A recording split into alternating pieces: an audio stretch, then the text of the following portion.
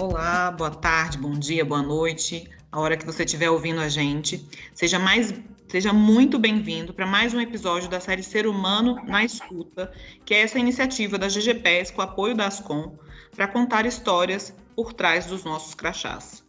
O tema de hoje ele vai trazer reflexões sobre o dia 10 de outubro, que é o Dia Nacional da Luta contra a Violência à Mulher.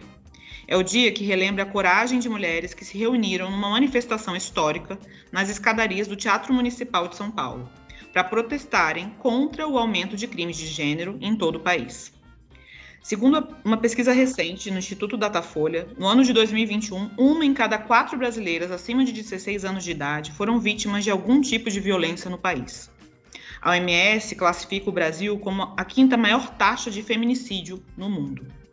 Sabemos o quanto é complexo esse tema e a nossa ideia aqui, obviamente, não é esgotá-lo, mas provocar reflexões que possam contribuir e promover debates e mudanças que são mais do que necessárias. Para essa conversa importante, eu gostaria de apresentar nossas 2 convidadas. Eu me chamo Lívia, vou mediar esse episódio de hoje, mas as nossas 2 convidadas são Mariana Pedrosa, que é psicóloga, mestre formada pela Universidade de Brasília, estudiosa e pesquisadora desse tema. Bom dia, Mariana, muito obrigada por ter aqui você conosco. Bom dia, obrigada pelo convite, é uma honra poder participar dessa conversa que é tão importante, né? Obrigada. A nossa outra convidada é a Marina Gonçalves, ela é bióloga, servidora aqui da Anvisa, mestre em políticas públicas e atuante estudiosa desse tema no direito das mulheres. Ela também participa do nosso grupo Nós por Elas, um grupo de mulheres da Anvisa. Muito obrigada pela presença, Marina, por favor, seja muito bem-vinda. Bom dia, muito obrigada pelo convite, muito feliz em participar. Muito obrigada. Gente, bom, eu queria começar essa conversa sabendo de vocês um pouquinho como é que é a trajetória de vocês nessa luta do combate à violência à mulher. Bom, eu comecei a estudar violência contra as mulheres ainda na graduação. Eu entrei num estágio de pesquisa, num grupo de pesquisa e num estágio no Núcleo de Práticas Jurídicas da Universidade de Brasília, que a gente tem lá na Ceilândia. E esse grupo, ele era um grupo era uma parceria do direito com a psicologia. Então, as mulheres iam até nós e a gente fazia o atendimento delas, tanto da perspectiva do direito quanto da psicologia, o que era muito interessante, porque às vezes os alunos de direito tinham muita dificuldade em acessar essas mulheres, e nós da psicologia, a gente trazia esse olhar para eles, né? E era uma parceria bem legal.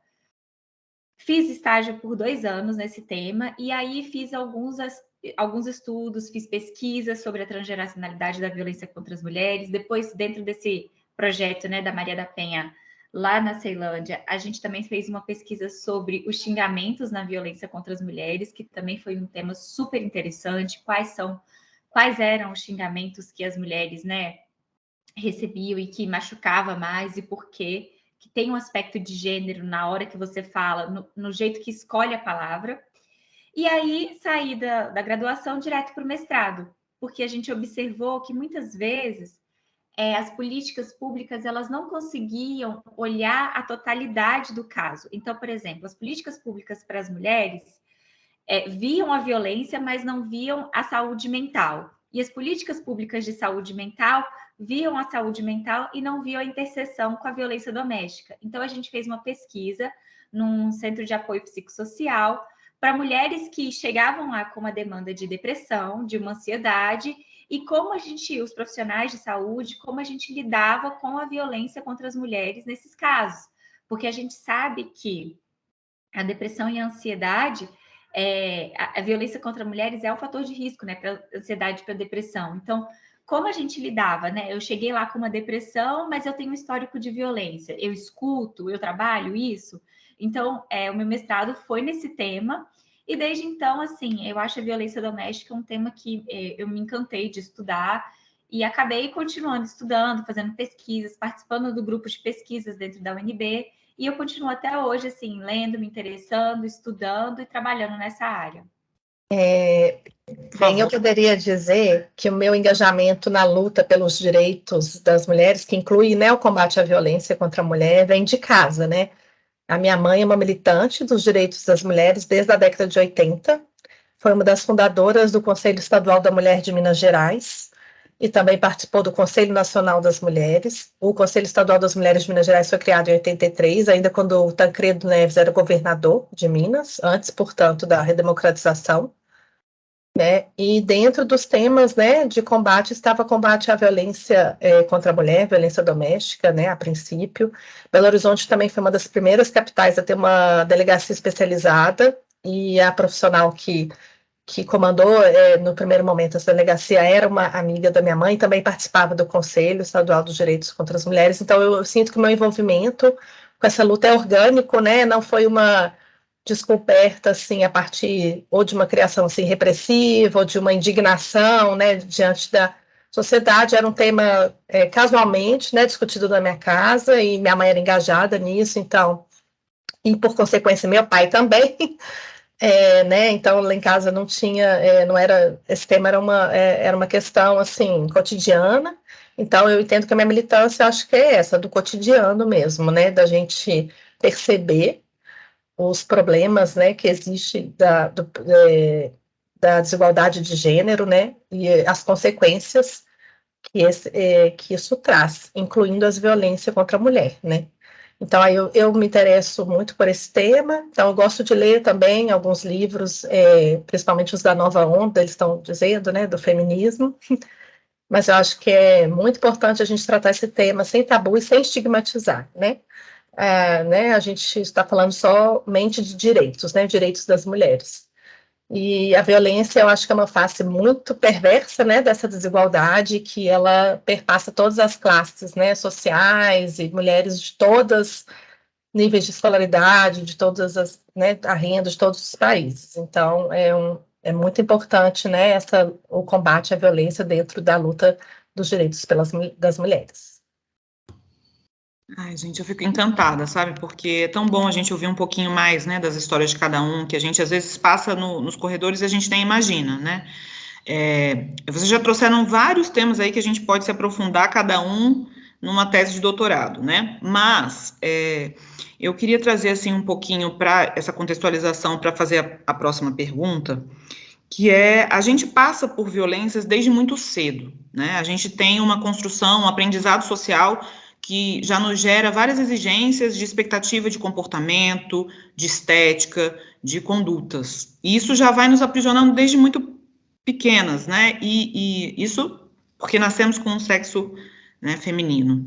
Já nasce ali uma série de expectativas e exigências para nós. E isso só vai se alastrando e aumentando com essa desigualdade que a gente se depara.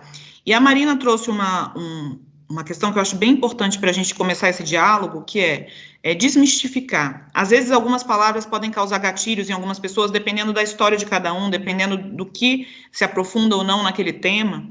E a ideia é justamente a gente falar na perspectiva de direitos das mulheres, né? Não é uma prerrogativa, é direitos, direitos.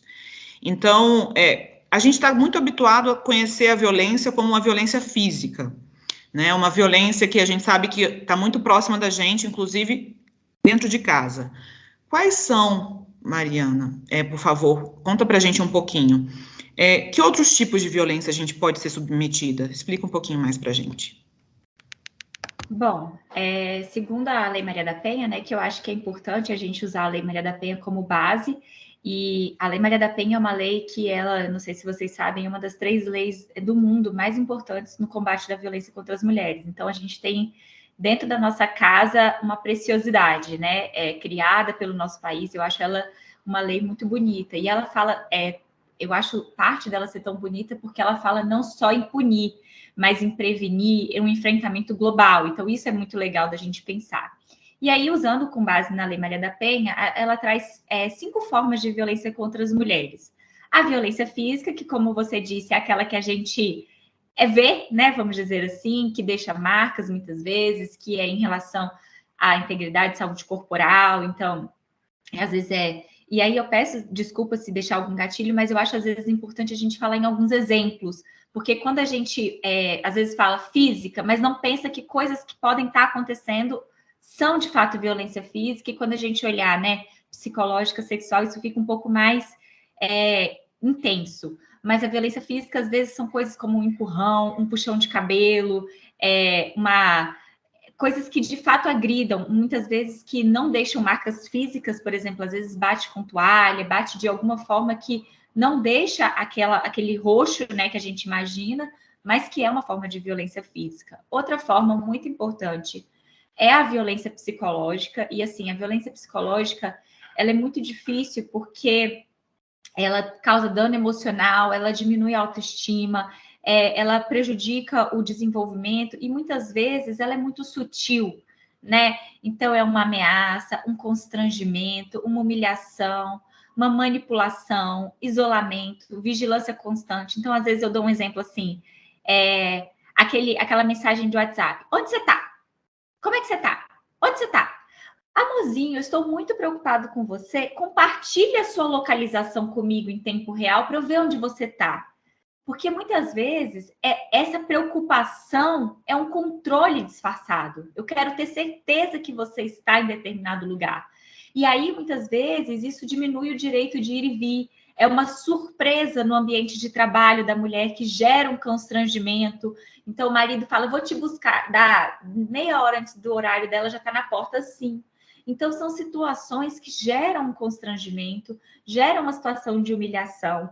E aí a mulher se sente numa situação de autoestima baixa, muitas vezes toca, né, no meu artigo dos xingamentos, em coisas que são tão caras para nós mulheres. Então, diminui o nosso corpo, diminui, por exemplo, a questão da virilidade sexual, né, como se chama, faz xingamentos, falando palavras que geram na gente essa coisa que são tão caras para nós, né, mulheres. Outra forma de violência, né, que está pela Lei Maria da Penha, é a violência sexual. E aí a violência sexual, principalmente ligada ao casamento, é muito difícil, né? Porque durante muito tempo o sexo era um dever conjugal. Então, muitas vezes, as mulheres entendem isso como se fosse até hoje.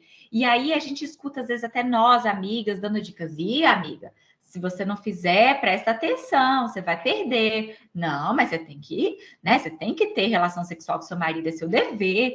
E aí a gente, às vezes, se vê nessa situação de não entender que a gente pode falar: não, eu não quero ter relação sexual com você, amor, hoje eu não estou afim, não é meu dever, eu não sou obrigada a ter esse tipo de relação com você.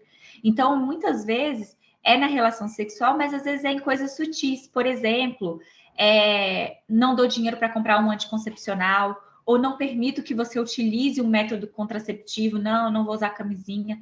Isso é uma forma de violência sexual também. E muitas vezes ela é sutil, né? Ou então, por exemplo, obrigar a ter um filho, ou, enfim, impedir que a pessoa exerça o aborto legal. Isso também é uma forma de violência sexual contra as mulheres e que às vezes a gente não lembra que está dentro, que está incluído, né? A Lei Maria da Penha ainda traz a violência patrimonial, né?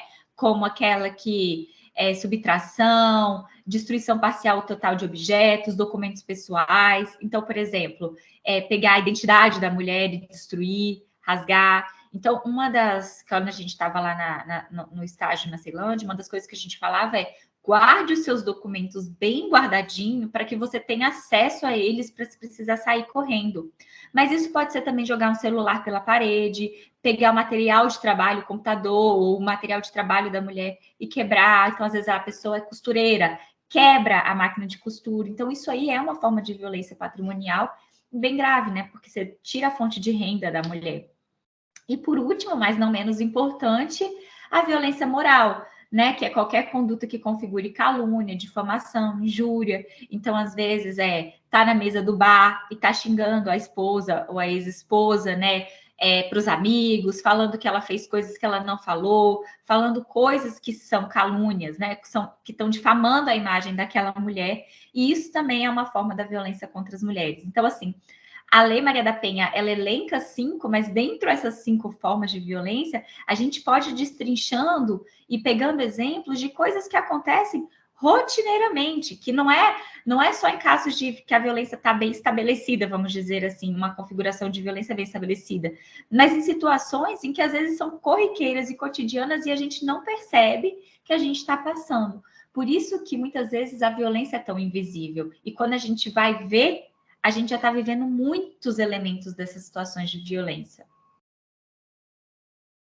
É muito importante, né, essa exemplificação, né, dos diversos tipos de violência. Eu até me recordei de um caso de uma funcionária que já trabalhou na casa da minha mãe antigamente. A gente vê como a falta também, às vezes, de educação sexual, de como funcionam os métodos contraceptivos, podem contribuir, né? Ela pegou no posto de saúde anticoncepcional pílula, né? E o marido dela só deixava ela tomar pílula no dia que eles iam ter relação sexual, senão ele achava que ela ia traí-lo. Então, e isso nem naquela época nem era, não tinha Maria da Penha, há muitos anos, né, não, nem era tipificado como forma, né, de controle, de violência. E eu acho só importante a gente acrescentar na nossa conversa que teve uma lei, né, publicada em 2021 da violência política de gênero, que é bem interessante, né, acho que é complemento, né, que é uma outra tipificação de violência, mas que é muito importante porque é um tipo de violência dirigida às mulheres, né, que estão se candidatando, que já são políticas, né, eleitas ou que ocupam cargos públicos, né, motivada pela condição, né, de ser mulher, pelo gênero. Então, a parte que a Mariana até falou, né, do xingamento, achei bem interessante, né, que ela falou, né, que pesquisou sobre isso, que o xingamento é dirigido à condição de mulher ou à violência mesmo, né, explicitando assim, vou te estuprar, né, você merece ser estuprado. Então, assim, coisas absurdamente violentas e que só são dirigidas às mulheres, né? Você não vê homens ocupando os cargos públicos sofrendo xingamentos e violências dessa natureza. Então, é importante que a lei ela também fala de prevenção, né? Ela fala assim que é considerado crime, né, o assédio, o constrangimento, a humilhação, a perseguição e a ameaça. E aqui no Brasil a gente tem um caso bem emblemático, né? Que é o caso da Marielle, que até hoje os assassinos não foram descobertos, né? E que ela foi, né, uma política eleita que foi assassinada, né, no centro de uma das principais capitais do país. Então, acho que é uma questão que está presente, né, no nosso cotidiano, que é uma das questões que pode inibir ainda mais a participação das mulheres na política, né, que já é uma participação baixa no nosso país, principalmente por conta da estrutura, né, social de acolhimento das mulheres nas suas outras funções sociais, né, disponibiliza menos tempo, então, mas eu acho muito interessante colocar isso, e eu acho também legal a gente colocar que atualmente estão tendo, esse debate ainda bem, né, está tendo muita repercussão, né. Eu queria só citar um caso de um podcast que é o Praia dos Ossos, sobre o assassinato da Ângela Diniz, se não me engano o nome dela, que é um podcast muito interessante, que na época, né, ainda tinha aquela questão do crime de paixão violenta, né? Muitos homens, né, usavam isso nas questões do feminicídio, né, que eu acho importante a gente destacar como é importante, às vezes, a semântica, né, falar de feminicídio, né, que é o homicídio, né, motivado pela questão de ser mulher, né, a questão do crime de paixão violenta, e como isso era uma questão para abrandar a pena, imagina, né, de falar que isso era paixão, você matar a pessoa, né, então, como essa questão... Às vezes até de absolvição, né? Isso, e daí, assim, e como esse debate evolui, até do ponto de vista do direito criminal, né, mas, assim, na sociedade, como hoje a gente tem muito mais séries, né, filmes, podcasts discutindo essa questão, e espaços, como é importante, né, a gente ter os espaços de acolhimento.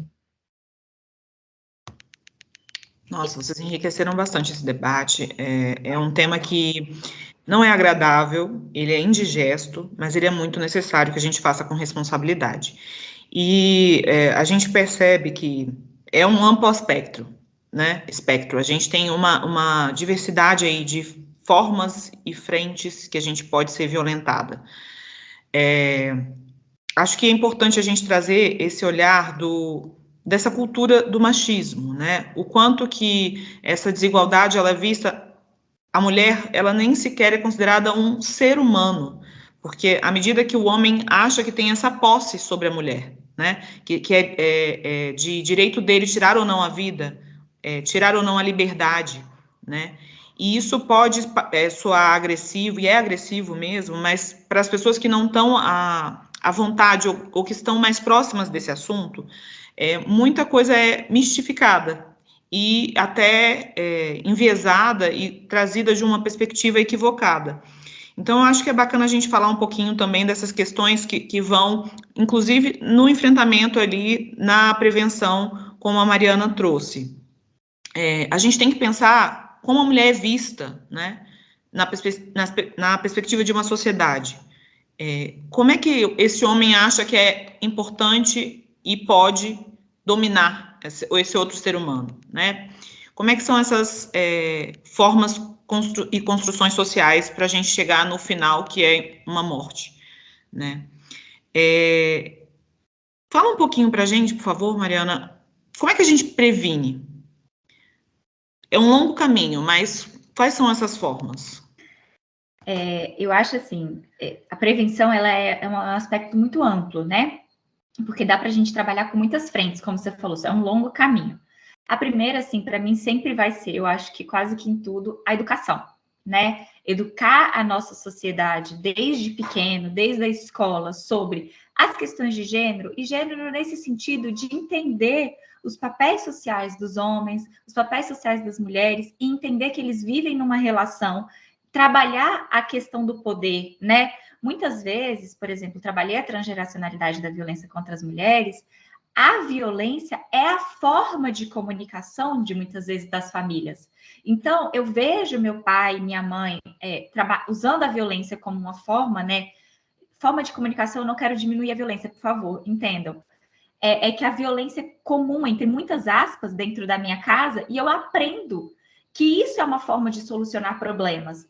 E aí, na hora que eu vou para minha nova família, que eu construo uma nova família, eu acho que essa é a forma de resolver problemas. Então, a educação, quando a gente diz, é a educação de falar, de ensinar que não é por meio da violência que você resolve os problemas, que a violência é sim errada, que eu não tenho direito de agredir a minha esposa. Existem estudos da OMS, por exemplo, que mostram que em alguns lugares em que há muita violência, realmente a sociedade, a cultura vê como um direito do homem de agredir essa mulher. E a gente precisa ensinar, desde pequenas crianças, a entender que não é um direito, que nós somos seres humanos, né, iguais, vamos dizer assim, e a gente tem que ser tratado dessa maneira.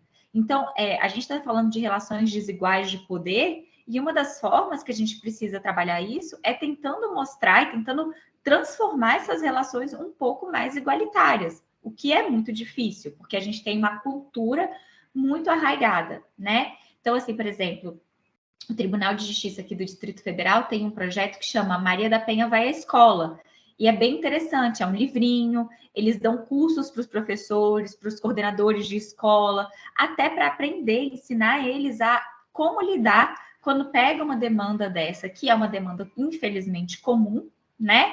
E como a gente faz.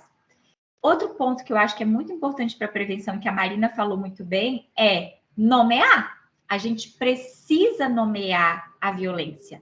Então, por exemplo, quando ela fala do feminicídio, a gente precisa nomear que tal fato foi um feminicídio. A gente precisa divulgar informações sobre o que é o feminicídio, sobre os casos que aconteceram, as formas, para a gente mostrar para as mulheres que elas correm perigo, ou que muitas vezes elas precisam nomear a situação dela como potencial risco. Então, acho que a educação é muito importante, falar sobre o assunto.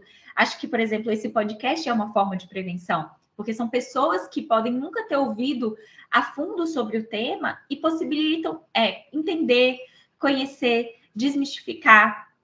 Outro ponto que você falou muito importante, tem uma tese de um colega também que ele fez, que falava sobre os mitos, né? Frases que são mitos da violência. Então, por exemplo, algumas frases, a mulher se mantém na relação porque ela gosta de apanhar. Temos que desmistificar essas frases. Outras frases, por exemplo,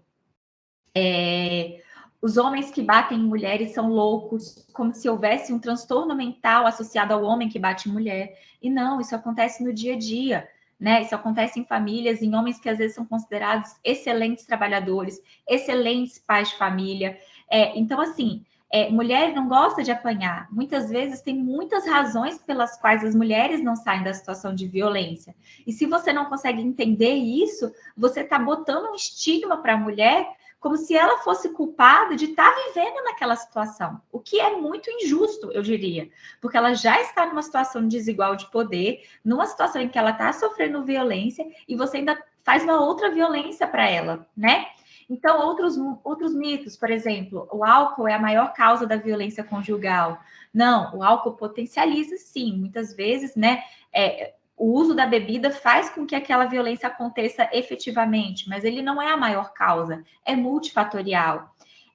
Religião previne a violência. Não, a religião ela pode ser um apoio social, mas ela não necessariamente vai prevenir. Então não adianta só rezar. A gente precisa mexer no aparelho. Claro que ela é importante. Eu nunca falo assim, não, a religião não serve para nada. Não, gente, por favor. O pastor ele pode ser inclusive às vezes um aliado. Se ele tiver um olhar sobre aquilo, se ele puder te dar mecanismos de te ajudar a sair daquela situação. Então, assim, eu tenho outros milhões de exemplos aqui de mitos que a gente poderia ficar falando, e eu acho que eles são interessantes da gente desmistificando, porque isso também é uma forma de prevenir. Prevenir, inclusive, entendendo a violência como realmente um fenômeno complexo. O que você acha, Marina? Não, é muito importante. Eu virei mãe, né, há 3 anos, e eu sou filha de um menino. Sou filha, sou mãe de um menino, né? Então, eu acho, como você bem colocou, né, que a educação, obviamente, é fundamental para prevenir a violência, principalmente para mostrar, assim, acho que a gente tem que a educação no sentido mais amplo mesmo, né, da equidade de gênero, né, porque essa violência, ela acontece porque a gente tem enraizado um papel social da mulher, né, e até hoje, né, que tem a carga tripla, cuida muito mais da casa, da alimentação, do cuidado com os filhos, vamos dizer assim, né, então se a gente não muda a percepção, né, de que tanto o homem quanto a mulher também são responsáveis, né, por cuidar da casa, pela alimentação, e hoje a gente vê várias iniciativas, inclusive das escolas, por exemplo, a gente tem aula de culinária, envolve todos, né, meninos e meninas, não é só os meninos que estão cozinhando, os próprios meninos já vêm, né, os pais cozinhando, né, em muitas famílias, como aqui na minha casa, né, os pais, né, limpando, cozinhando, dividindo, né, o trabalho, cuidando da casa como tem que ser, todo mundo que mora nela, né, vai cuidar dela, então acho que a educação não perpassa só a educação da violência, né? Perpassa a questão da equidade de gênero, né? Depois que as mulheres, né, a maioria, começaram a trabalhar fora, né? Tem a própria renda, enfim, e não dependem menos dos homens para manter, né, uma vida. Essa questão acho que ficou mais fácil de não ser silenciada, né? Que eu acho que a outra grande frase que a gente tem que acabar é que em briga de marido e mulher ninguém mete a colher. Porque o silenciamento social é muito complexo, porque a vítima, se ela não se sentir acolhida em nenhum espaço social, não tem como ela denunciar, né? Então, acho que assim, as redes de acolhimento, de denúncias, as delegacias especializadas, as campanhas, né? As denúncias serem anônimas, e assim, casas de acolhimento, onde a pessoa possa ir, ficar, né? E não ter que estar exposta, né, a sofrer uma nova violência, né? Então, eu acho que esse acolhimento social, iniciativas de alguns órgãos públicos também, né, de ter redes de acolhimento de denúncia dentro dos órgãos, né, de assédio moral, sexual, né, de mulheres. Então, assim, são várias iniciativas, porque eu acho que as mulheres têm que se sentir acolhidas e confortáveis de denunciar, porque a gente sabe que não é fácil.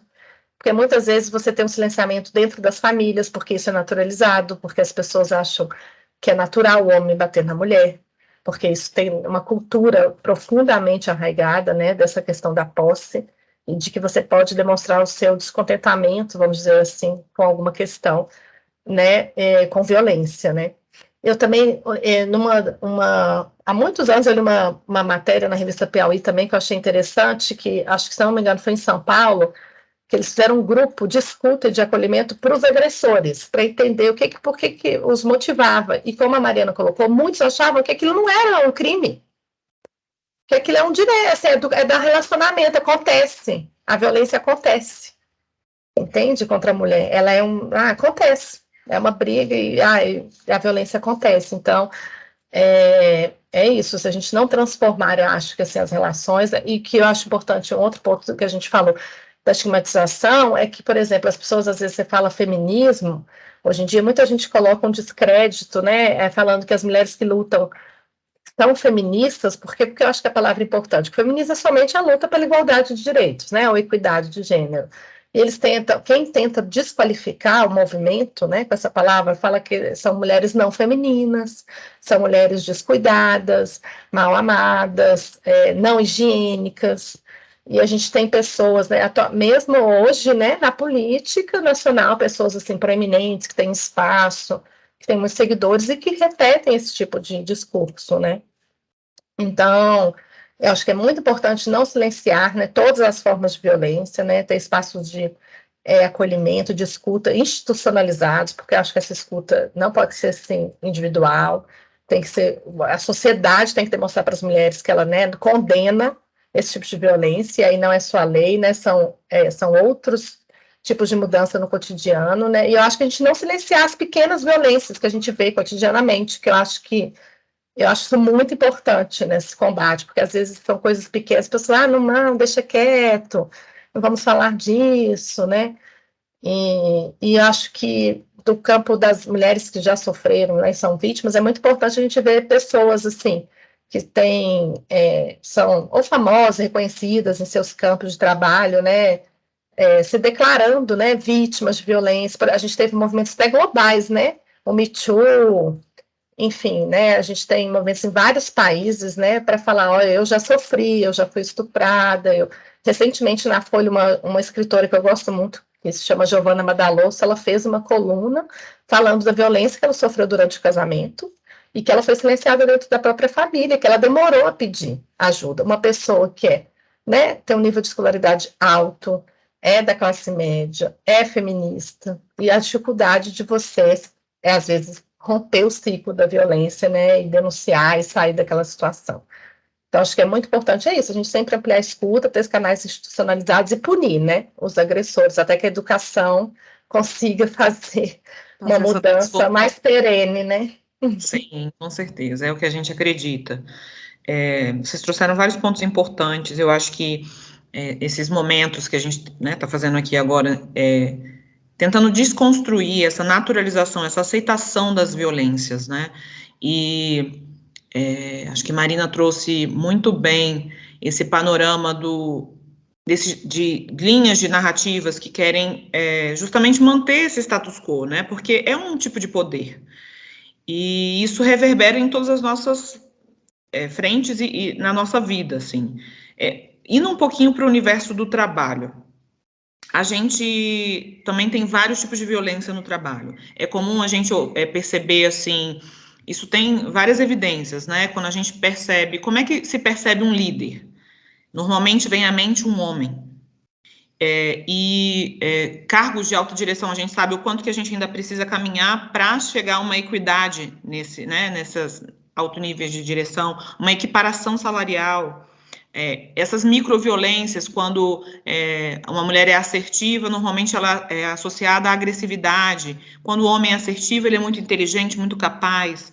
Então, como é um pouquinho desse universo, né, dessas violências no ambiente de trabalho? Como é que é para vocês? Bom, acho que você já trouxe alguns exemplos bem importantes, né? Principalmente nessa questão dessa desigualdade dos cargos de poder, dos cargos, né, de direção, de gestão, que é uma luta mesmo, né, das mulheres de entrarem lá.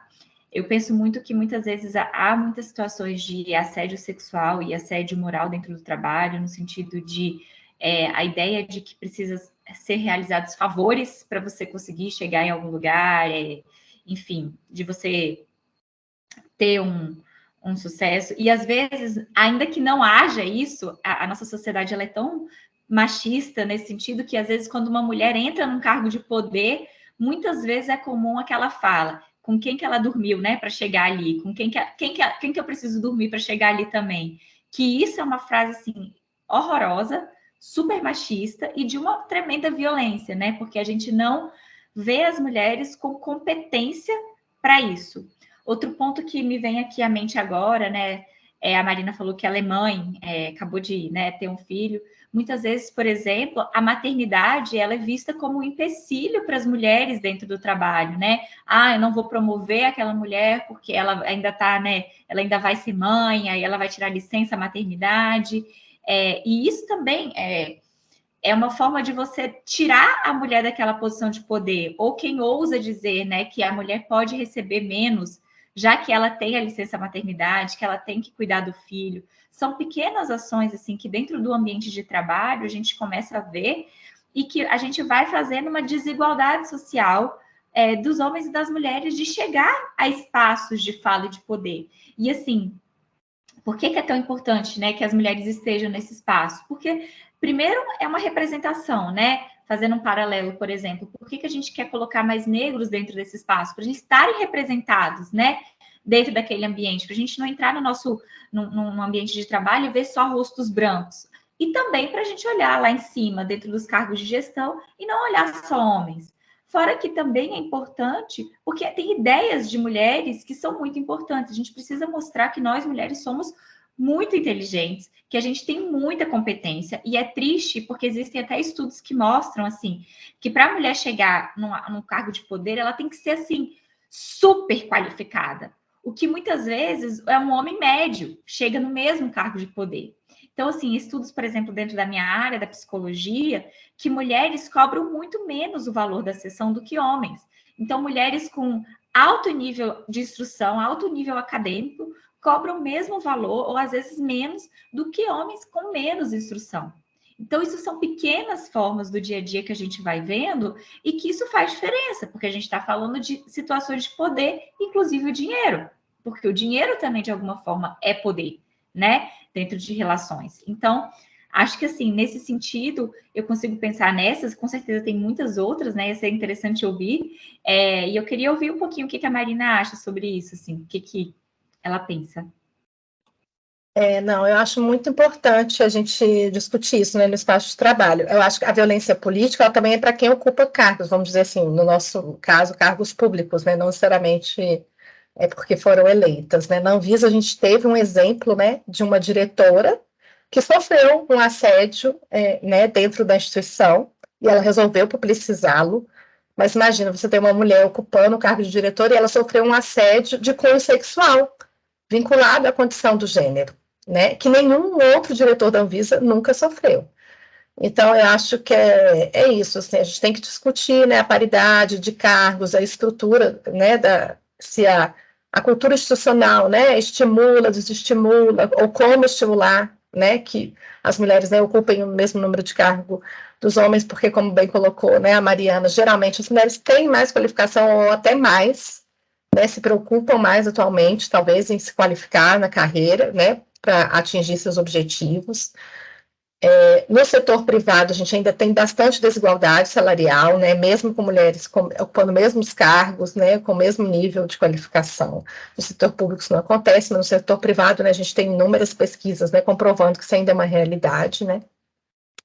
Eu acho que a questão da maternidade é muito fundamental, porque, assim, até a questão da licença, né, porque a carreira da mulher é muito mais impactada pela maternidade, primeiro, por conta de vista do biológico mesmo, né, a gente que, né, tem a gestação, depois fica, né, mais afastado, tem a amamentação, mas como não tem essa divisão social ainda desse cuidado, esse olhar de que tem que ser igual, ou pelo menos parecido, né, a carreira da mulher é muito mais impactada, tanto que muitas mulheres decidem não ter filhos, né, para não impactar, não prejudicar suas carreiras. Um dos motivos de muitas mulheres não terem filhos, muitas vezes é isso, né, vai atrapalhar minha carreira, não vai ser visto, porque não tem uma estrutura social que consiga, né, olhar para a divisão desse trabalho doméstico de forma mais equânime, ampliar a licença dos homens, ou fazer uma licença parental, como é em muitos países, que é para a família, né, e aí a família decide como vai dividir esse tempo, né, porque, assim, tem uma demanda no início que é biológica mesmo, né, para quem quer amamentar e consegue, né, que é da mulher, mas após isso não, né. Então, acho que se isso não tiver política pública mesmo, incentivo e divisão, né, essa mudança de cultura, né, dos papéis sociais, tanto no cuidado com a casa como com os filhos, é difícil, porque a carga tripla dificulta, não impede que as mulheres façam, mas dificulta, né, porque as mulheres estão muito sobrecarregadas e às vezes não vão querer assumir, talvez, um cargo. Um outro exemplo que eu me lembrei aqui, eu não sei se é do Santander, mas assim, de algum grande banco privado, é uma gestora espanhola, eu lembro uma vez que eu fiz que é uma gestora principal do banco, vamos dizer, presidente do banco, né? E acho que ela tem 4 filhos, se não me engano. Eu lembro que eu fiquei, nossa, quantos filhos? Claro que ela tem, né, uma rede de apoio, uma estrutura, né, de renda, é capaz de ter uma rede de apoio enorme, né? Mas eu lembro que ela falou assim, ela veio no Brasil, ela fez uma reunião com muitas mulheres, funcionários do banco, e contou uma vez que um diretor de alguma área falou para ela, ó, a gente tem que escolher a pessoa que vai ocupar o cargo X. E ela falou, quem tem o melhor currículo? E ele falou assim, fulana, mas ela está em licença maternidade. Ela falou assim, é o melhor currículo? É ele, mas ela só vai voltar daqui 2 meses. Eu vou esperar ela voltar. Eu vou pôr alguma pessoa aqui, mas eu vou esperar ela voltar. Ela tem o melhor currículo. Então, a diferença, às vezes, das mulheres que ocupam os espaços de poder, porque a gente sabe, e se também é mãe ou não, mas às vezes vai ter a vivência pessoal do que ela teve, a importância que isso traz para o olhar na gestão, né? Não, eu entendo esse problema, né? Mas ela não pode ser prejudicada na época que ela virou mãe. Imagina se eu tivesse sido. Então, a importância que você tem, né, de mais mulheres ocupando diversos cargos, né, de representatividade, em como tanto você desmistifica de que, né, não é para as mulheres ocuparem, a mulher tem que cuidar dos filhos, ou pode até trabalhar fora, né, mas é só até o nível. Então, acho que a questão da equidade perpassa todos esses temas, né? Sim, inclusive se a gente fosse aprofundar nas pesquisas recentes sobre liderança, a gente tem percebido a importância de um perfil dito mais feminino, que é colaborativo, democrático, que escuta mais, e os melhores resultados desses perfis. Então, eu acho que é algo que a gente precisa mesmo se aprofundar. A maternidade, inclusive, a gente consegue ver que é uma questão que é ambígua, mas o fato da mulher ser tão exigida e ter triplas jornadas faz com que ela consiga gerir melhor o tempo. Não é exatamente linear, não estou falando que é isso, mas assim, te dá mais habilidades e competências para lidar com o que é prioridade. Então, eu acho que é um diálogo que a gente precisa se aprofundar, a gente não pode ter discussões rasas, né? Achando que, como vocês bem falaram, mitos que a gente vai propagando sem nem perceber e que não refletem a realidade. Né? E hoje, assim, a gente vai se despedindo aqui desses 50 minutinhos de muita informação. Eu espero que vocês compartilhem, escutem, se aprofundem no tema, porque é tão importante, né, gente? Não porque somos mulheres, porque somos humanos, sim. Eu acho que é um convite a gente tirar um pouquinho do nosso conforto, sabe? Existem alguns privilégios e a gente precisa dividir aí e tornar essa sociedade mais equânime. Eu queria finalizar com um pouquinho, que a gente falou um pouco sobre isso, da questão da educação, e eu queria finalizar com uma citação do Paulo Freire, que é: educação não muda o mundo, educação muda pessoas, e as pessoas sim mudam o mundo. Então, a gente acredita nisso, a gente convida vocês a sentarem por aqui no Ser Humano na Escuta, e agradeço, Marina e Mariana, por terem engrandecido aqui esse diálogo, esse debate, viu? Muito, muito, muito obrigada. Obrigada, então. Obrigada pelo convite. Obrigada pelo convite. Então, foi muito interessante para mim participar desse diálogo. Acho que é realmente engrandecedor a gente poder conversar sobre isso e, enfim, fazer esse tema. Dá vontade de ficar falando várias outras horas. Então, a gente tem que ser rápida, mas foi muito interessante. Então, agradeço bastante esse convite Avisa, convite Lívia, todo mundo que está participando. Marina, obrigada. Obrigada, Lívia, pelo convite. Gostei muito de participar e pela iniciativa, né, de ter uma proposta, né, desse tipo de diálogo dentro da Anvisa, né. Acho muito salutar e revigorante. E é isso, gente. A luta continua. Um beijo.